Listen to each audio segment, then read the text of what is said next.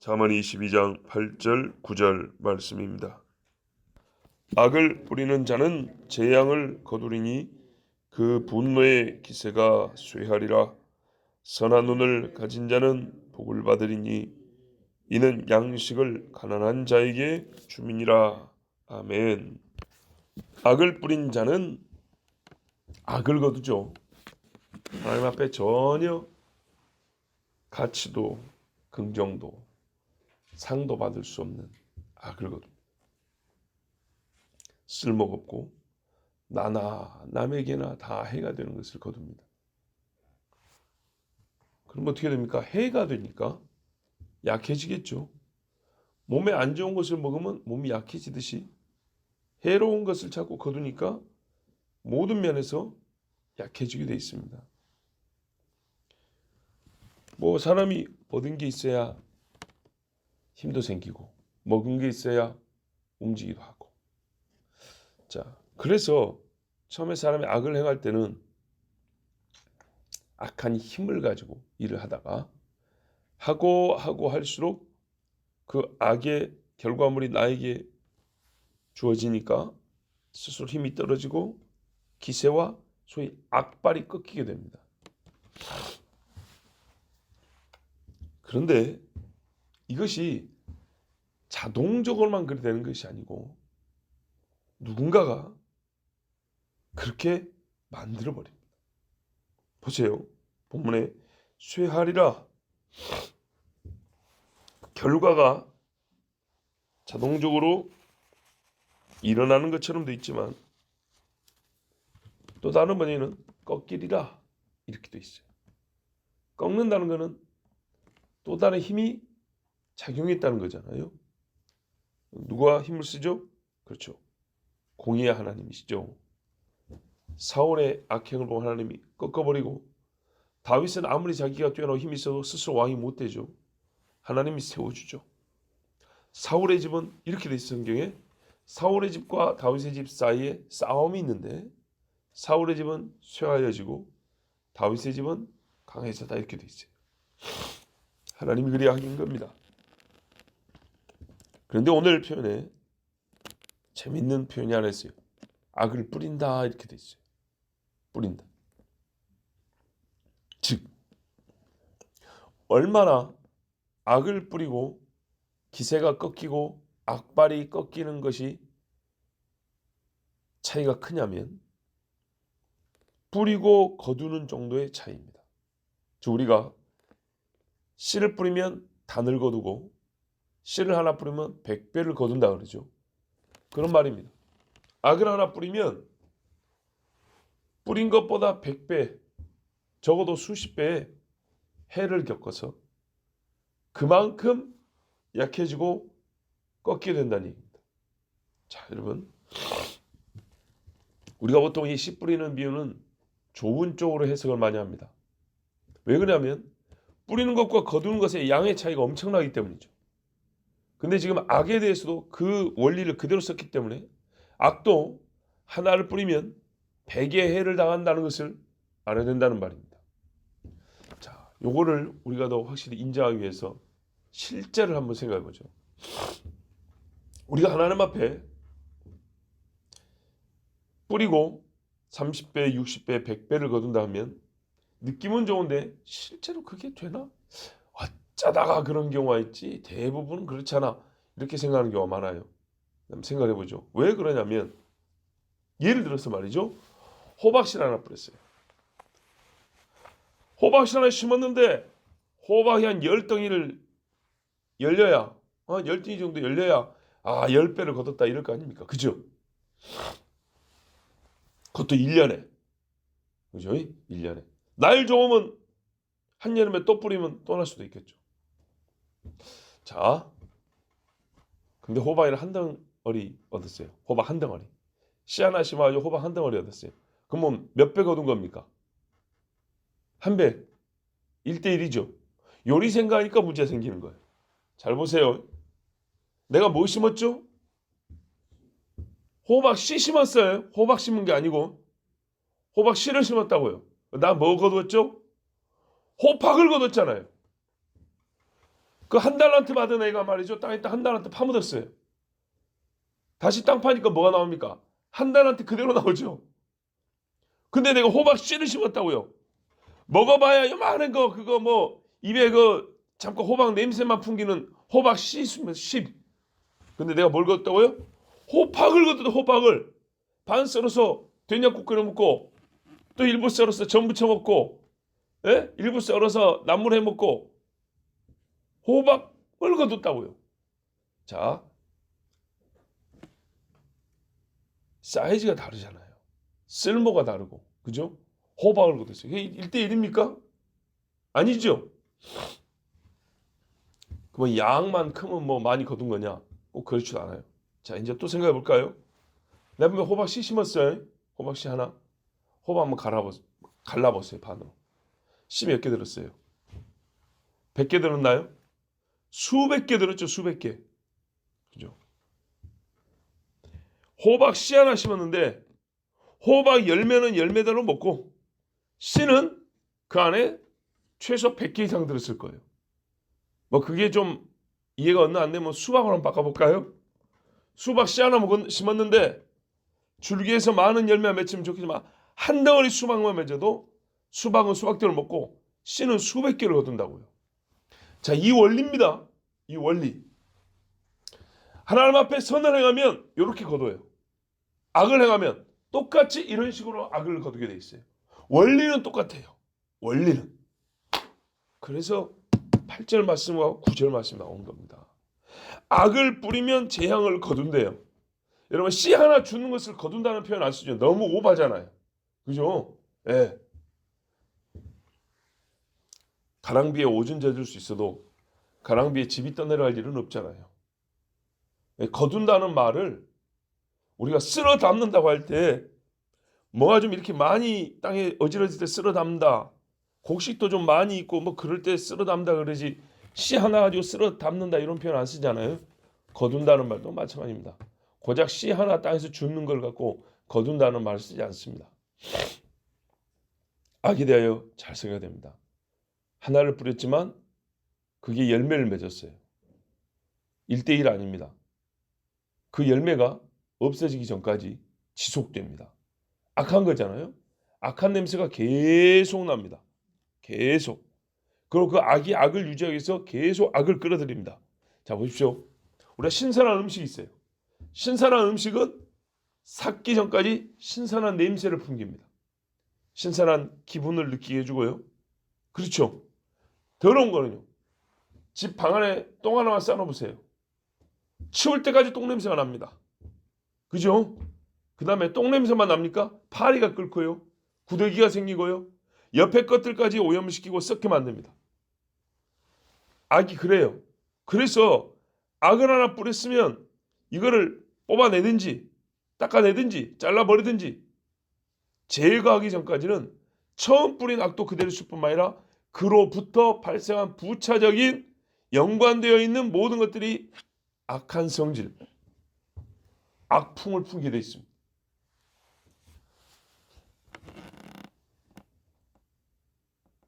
그러므로 쇠할 수밖에요. 그렇죠? 쇠할 수밖에요. 우리가 이런 말도 하잖아요. 몸 안에 암이 있는데 전이가 되었어 그랬어요. 자, 어느 한 곳에서 암이 시작했어요. 그때는 무슨 암 이렇게 부르면 돼요. 근데 이게 전이가 돼서 온몸에 퍼지면요.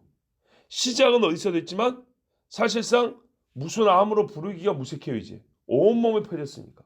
그냥 몸이 다 암덩어리가 되는 거죠. 악이 그래요.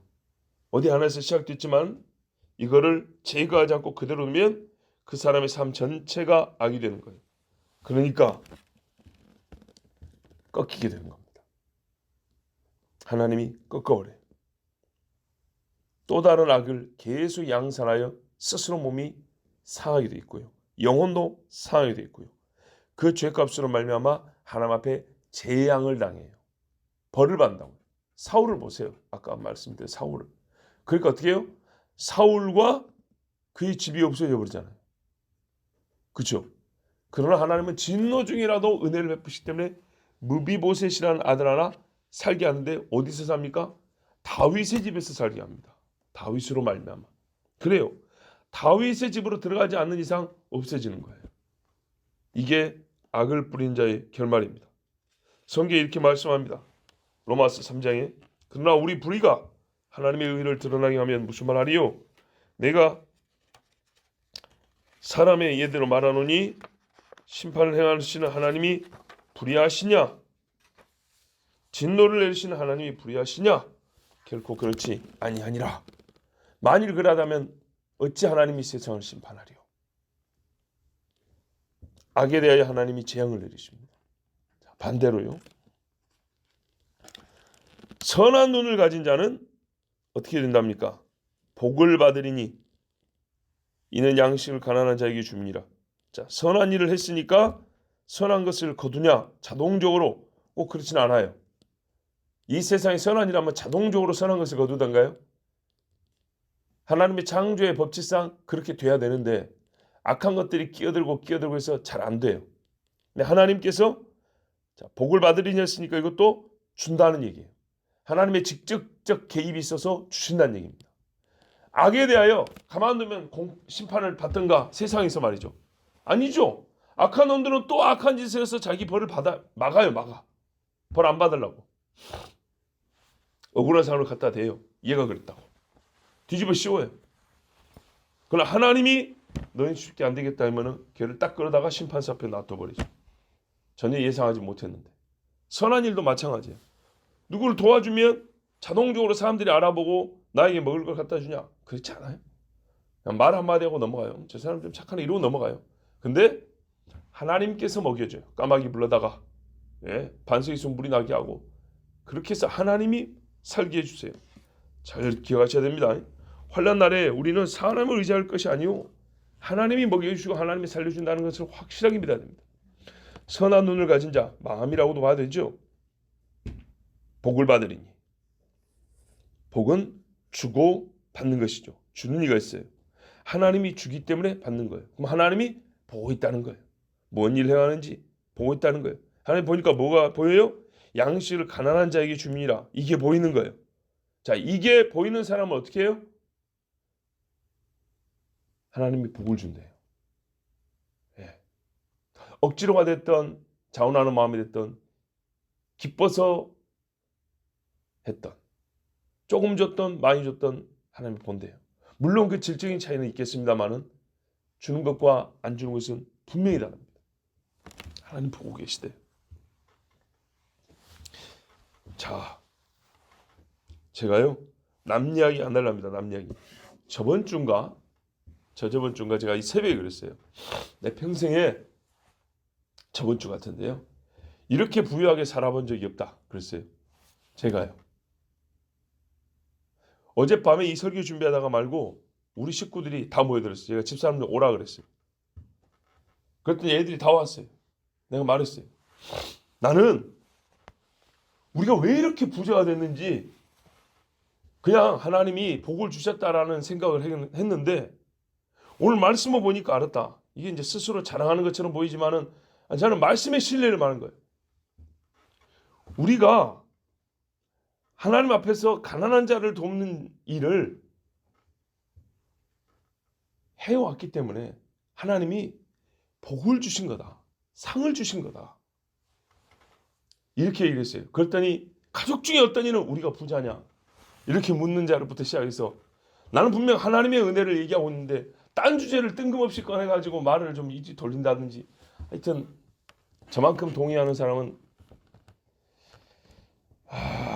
저의 말을 듣고 감동한 정말 진실로 순수하게 감동하는 우리 막둥이가 아닌가 하는 생각이 드는데요. 정말입니다. 제가 어제 진짜 깨달았어요. 깨달아. 내가 왜 이렇게 부유하냐? 그 20년 되는 차를 먹고 다니는 사람이 뭐가 부유하다 그러냐? 솔직히 말씀드리면 저 바꿀 수 있어요. 아니 할부라도 끊으면 될 거 아니에요. 할 수 있어요. 할부 물 돈 있어요. 왜 안 하냐? 그게 그대로 다른 데 쓰여지는 건 아니지만 다른 데 쓰기 때문에 선뜻 잘 바꾸기 어렵습니다. 또 제가 저 오래된 차에 대한 어떤 애착이 있기 때문에 또 바꾸기도 어렵습니다. 저는 정말로 살면서 이렇게 부유한 적이 없어요. 정말입니다. 정말입니다. 이걸 어떻게 다 말로 설명할까요? 제가 아이들한테 그랬어요. 야, 부자라는 것이 재물을 쌓아놓고 사는 게 부자야. 그건 어차피 쌓아놓고 쓰지 않기 때문에 소용이 없다. 소용이.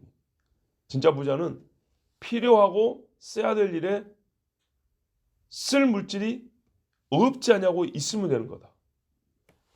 차가 이야기하는 내가 차를 사고 싶은데 차 살 돈이 있다. 그러면 부유한 거고. 옷을 사고 싶은데 옷 살 돈이 있다면 부유한 거고. 그렇죠. 쓰고 싶은데 쓸만한 재물이 있으면 되는 거지. 옛날에는 진짜 돈이 없어서 밥도 못 먹었어요. 밥도. 굶고 살았어요. 근데 지금은 뭘 먹을까를 생각하지 않냐. 서로 여기 가겠다. 돈 없으면 개뿔이 그런 마음도 그런 생각도 못하죠. 근데 돈이 있으니까 야 짜장면 집에 갈까? 뷔페 집에 갈까? 고깃집에 갈까? 우리가 이러고 산단 말이에요. 정말 부자다. 제가 옛날에 남의 집에 예배 드리러 가고 기도하러 가면 사람 서희 너희 사는데 현관에 신발이 수십 벌 가득 차 있는 거예요. 여자 한 사람이 구두를 10컬레를 놓고 신고 다녀요. 제가 소리 욕을 했어요. 욕을. 욕까지는 안 했지만 야, 이 집 부자도 아니라고 그랬는데 신발 봐라 이거. 어디 가다 마음에 들면 하나 사보고 마음에 들면 그걸 한 번 신고 집어넣고 한 번 신고 집어넣고. 대단하다. 그랬어요. 우리 집이 그래요. 우리 집이 지금.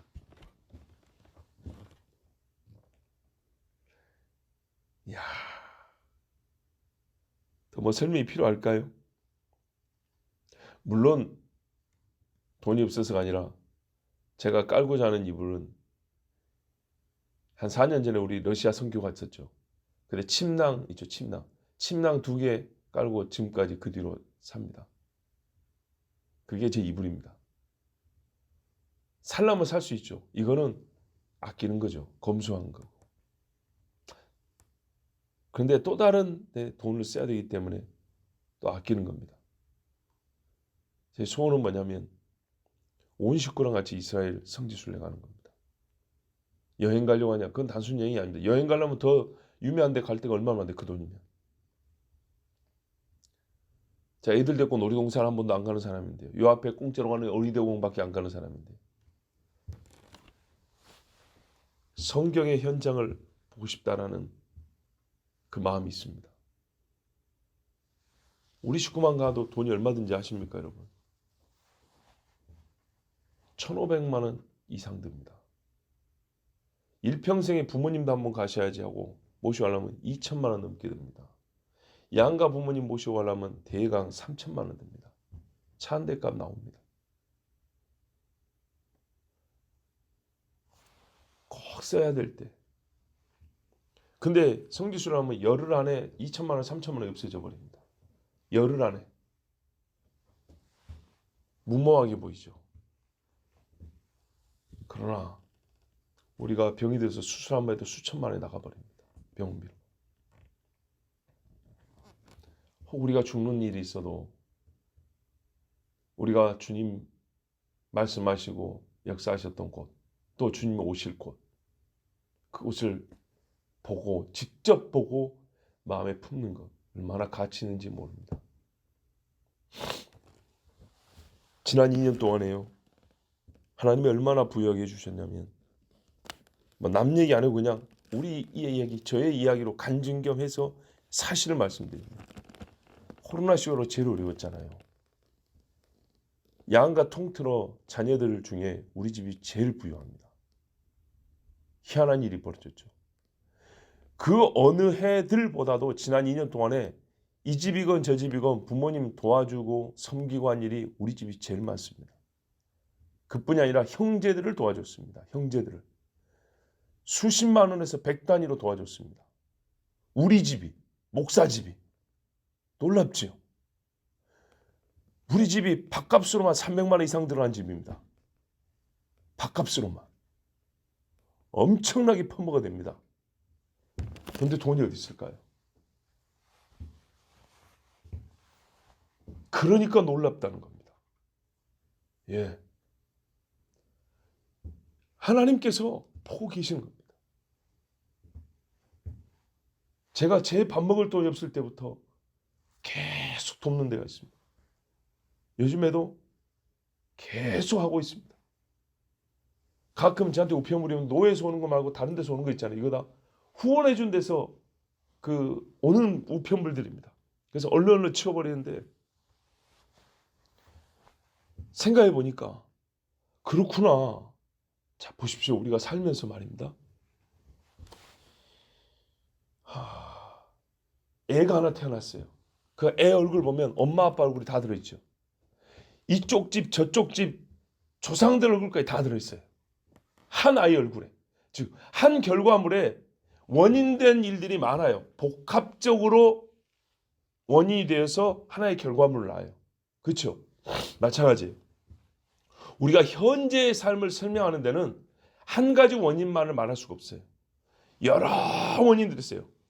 현재의 인성에 대하여, 현재의 신앙에 대하여, 현재 우리의 건강에 대하여, 현재 우리 사회적 지위에 대하여, 현재 우리의 사고방식에 대하여, 현재 우리의 생김새에 대하여, 현재 우리의 경제적인 능력에 대하여 복합적으로 원인이 있어요. 그죠? 그런데 복합적이라는 것은 여러 원인이 있다는 것이지만 결과적으로는 따져보면 하나의 원인이 하나의 결과, 또 하나의 원인이 또 하나의 결과, 이것들이 다발로 묶어져 있기 때문에 그거를 분석하고 분해하기 어렵기 때문에 복합적이라고 그래요. 근데 하나님은 그 복합적인 것 중에 한 선을 딱 끄집어내줬어요. 연결되어 있는 한 선을 이렇게 딱 기타줄을 이렇게 쭉 끄집어 올리는 것처럼 하나의 줄을 끄집어 올려보니까 뭐가 있냐면 가난한 자에게 양식을 나눠줬다는 원인된 행위하고 현재의 부유함이 연결되어 있는 선이 하나 딱 잡혀요. 여러 선 중에 그 선도 있었던 겁니다. 나는 어저께 말씀을 읽으면서 그 선이 보였어요. 아, 그렇구나. 우리가 부유하게 성경에 뭐라 그래요? 부유함에 대한 원인은, 우리가 먹고 살게 된 원인은 여러 가지가 있다래요. 악인과 선인에게 비와 해를 주시는 하나님이 있으니까 우리가 죽지 않고 사는 거고, 기도하면 하나님이 먹을 거 주니까 사는 것이고, 또 내가 잘한 것보다는 내 주변에 선한 사람들이 있어서 그가 나를 도와주기 때문에 사는 것이고, 여러 원인이 있어요. 근데 그 중에 하나는 뭐라고요? 네가 가난한 자를 도와주는 선한 마음을 갖고 하면 내가 반드시 복을 준다는 하나님의 약속이 있어요. 나는 그 약속에 대하여만 지금 말하고 있는 거예요. 나도 남에게 은혜를 받아요. 그런데 하나님의 약속에 따르면 네가 은혜를 받고 남을 은혜를 베풀 줄 알면 내가 거기에 대해서도 복을 준다고 그랬어요. 나는 어제 그것을 다시 한번 깨달았어요. 하나님은 정확하구나. 옳구나. 지금도 2주일에 한 번씩 고정적으로 오는 분이 있어요. 그리고 한두 달에 한 번씩 오는 분도 있고, 우리 집에 대놓고 오는 분들이 있어요. 이렇게 말하면 좀 그런가. 여기까지 온 말씀입니다. 그 중에 한 분한테는 신발만 한 10컬레 줬어요. 그 외의 것들은 안 좋겠습니까?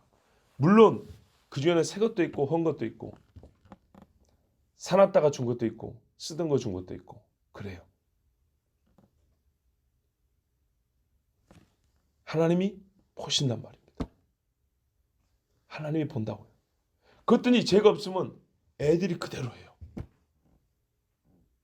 보세요. 깍쟁이로 크는 애들하고 남에게 이렇게 나눠주는 애들하고 큰 거하고 같을까요? 그걸 나중에 부모인 나한테는 할까요? 안 할까요? 하게 돼 있습니다. 얼마나 이게 큰 복인지 모릅니다. 옛날에 말입니다. 길가에 구걸하는 분들이 있어요. 그러면 100원짜리 하나부터 몇천 원, 모르겠어요. 10,000원짜리 넣어줬는지 하여튼 나도 먹고 살기 힘든데 그냥 지나친 적이 거의 없습니다. 왜 거의 없다냐면 어떤 경우는 진짜 돈이 없거나 어떤 경우는 급한 경우 있죠. 급하게 어디 가야 되는 경우에 시간을 다투는 경우에는 할 수 없이 지나칠 수밖에 없죠. 뭐 그런 몇 가지 경우 빼고는 항상 도와줬어요. 그리고 이런 마음이 들 때 있죠. 스스로 내가 잘했다. 그죠? 그런 마음 들 때가 있어요. 또 누가 봤을라나? 혹시라도 이런 마음이 들 때는 하나님 앞에 기도를 합니다. 하나님, 제가 지금 당연히 해야 될 일을 해놓고도 속으로 우쭐하고 잘난 척하고 아이고, 이 바리새적인 마음을 갖고 갑니다. 그러면 하나님 요건 상 안 돼도 괜찮아요. 하나님이 상으로 계산 안 해줘도 돼요. 그냥 저 사람이 저 돈 1,000원 갖고 라면을 한 그릇 사 먹으면 됐습니다. 갑니다. 그리고 가요. 어릴 때부터 지금까지 그런 마음이에요. 여러분 같으면 만약에 여러분의 가족이나 친척이나 후손 중에 만약에요, 지금 나이 먹은 저 말고 이런 마음을 가진 어린아이가 있으면 이뻐하시겠어요? 안 이뻐하고 너 멍청하게 산다 그러겠어요? 이뻐하겠죠. 하나님 보시기에는 겁나게 이쁜 거예요. 개떡 같은 짓도 많이 해도 자, 이 부분만 얘기하는 겁니다. 참 잘했다, 이쁘다 그런 거예요. 그럼 하나님 뭐 주냐면요, 네가 남한테 줬으니까 성경에 내가 갚아준다 그랬지? 분명히 그랬죠. 예. 내가 너에게 갚아주마 하고 많이 줘요. 그래서 지금 많이 누리고 살고 있어요. 정말로. 자, 하나님이요 복을 주십니다. 다 읽지도 못할 정도의 책이 있고 다 입어보지 못할 정도의 옷이 있고, 물론 한 번에 100만 원짜리 200만 원짜리 이런 옷은 없습니다. 그건 낭비죠, 낭비. 예. 와이셔츠도 2만 원 3만 원에 사고 그 넘어가면은 손 떨고 삽니다. 예. 얼마나 이게 저한테는 큰 의미가 있냐면, 대학교 졸업할 때까지 부모님이 너무 어려웠기 때문에 어렵게 학교를 다녔습니다. 신대원까지. 그리고 장가를 가고 가는데도 돈이 없어서 처갓집에서 옥탑방을 얻어주고 장가를 갔습니다. 그리고 동생들, 여동생들한테 그랬습니다. 오빠가 장남인데 부모 섬기는데 내가 열심히 해야 되는데 돈 버는 가면 상관없는 길을 가니 너희들한테 동생인 딸이고 동생인 너희한테 짐을 많이 부담을 지어주고 한다. 미안하다. 내가 울면서 그리고 신학교를 갔어요. 근데 시간이 지나면서 그 동생들이 오빠네 덕을 보고 살고 있습니다.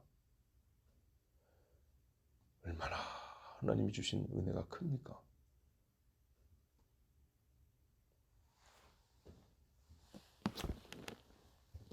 하나님이 말씀하신 대로 행하신다 하는 것은 우리가 성경에서 눈으로 읽는 글자가 아니라 실제 삶입니다. 내 부모를 공경하라. 땅에서 잘되고 장수하리라. 정확한 말씀입니다. 여호와를 의뢰하라. 내 명체를 자랑하지 말고 의지하지 말라. 주께서 내 걸을 지도하시리라. 확실히 옳은 말씀입니다. 여러분, 저는요, 내가 재주가 좋아서 돈벌이를 잘해갖고 돈 벌었다. 신앙인은 그때에도 하나님께서 길을 열어주셨다 이렇게 말하죠. 근데 거기에 더하여요, 부유함과 누림의 이유 중에 하나가 하나님이 도와주셔서 이 일이 잘 됐다. 보통 이렇게 말을 하는데 하나가 더 있어야 됩니다. 하나님 주신 선한 마음이 있어서 내가 어려울 때에도 돕는 일을 그치지 아니하였더니 하나님께서 복을 주셨다 하고 현재 복에 대하여 다양한 원인을 말할 수 있어야 합니다. 그렇죠? 그 다양한 원인 중에 우리가 가난한 자를 도왔더니 하나님이 다 보시고 내가 지금보다 더 가난해야 마땅한데도 이만큼의 쓸 수 있는 것들을 주셨다. 이것도 우리 입에서 나와야 되는 거예요. 내가 가난했었고 어려웠는데 하나님 앞에 기도했더니 하나님이 살게 해주셨다. 이렇게 간증하는 것처럼 자랑이 아니라 진짜 말씀대로 구제하였더니 하나님이 복을 주셨다. 이것도 우리 삶에 있어야 하고 간증이 되어야 합니다. 이 말씀대로 우리 삶에 나타나기를 축복합니다. 다시 정리할게요. 뿌림은 똑같습니다. 악을 뿌리면 악을 거둡니다. 선을 뿌리면 선을 거둡니다. 쓸어 담게 합니다. 누가요? 하나님께서. 기도하겠습니다.